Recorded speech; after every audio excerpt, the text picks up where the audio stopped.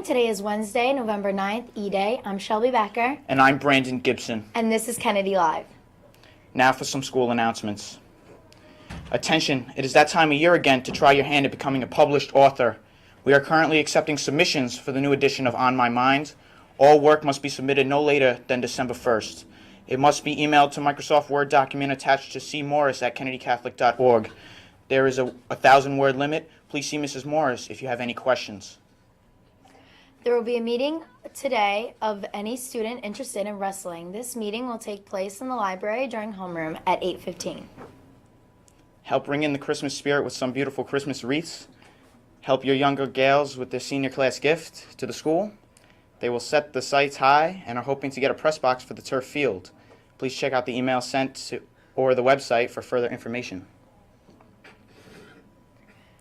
We are looking for volunteers to clean out the costume closets for the play. Volunteers are needed from Wednesday to Friday, and community service hours will be given. If anyone is interested, please see Julia Feeney or Mrs. Vetteretti.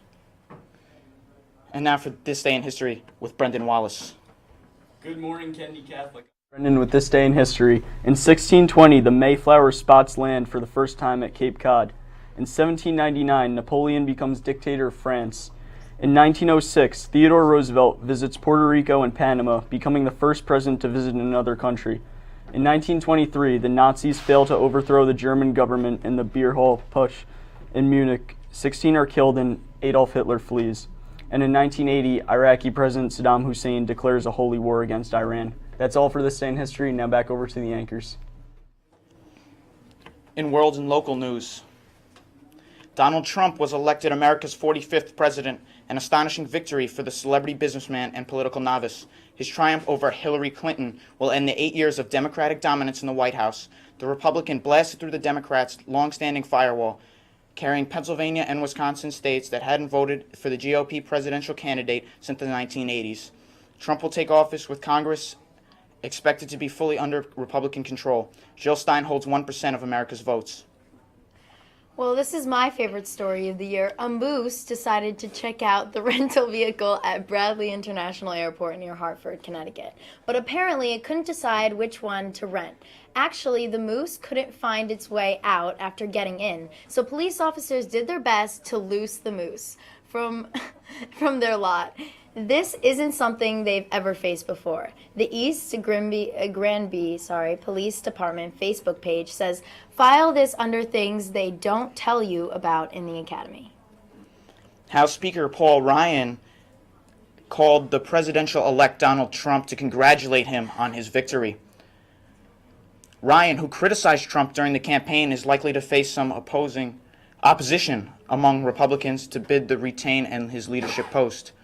Ryan said he's eager to work with the new administration to advance the Republican agenda. First, he urges the GOP to work and bring the country together after a divisive election. Now over to Mirage for sports. Okay. Good morning, Kennedy Catholic Sports Nation. I'm Raj Patel with your sports.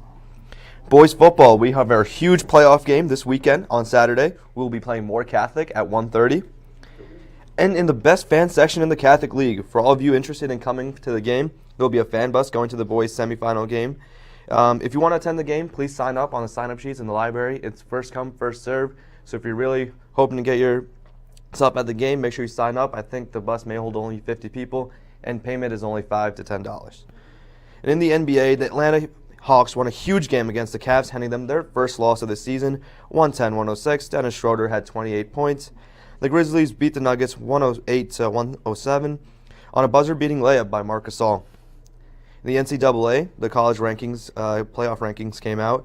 At 1, it's Alabama, followed by Michigan, Clemson, Washington, Louisville, Ohio State, Wisconsin, Auburn, Oklahoma, and Texas A&M. Now, back over to the anchors.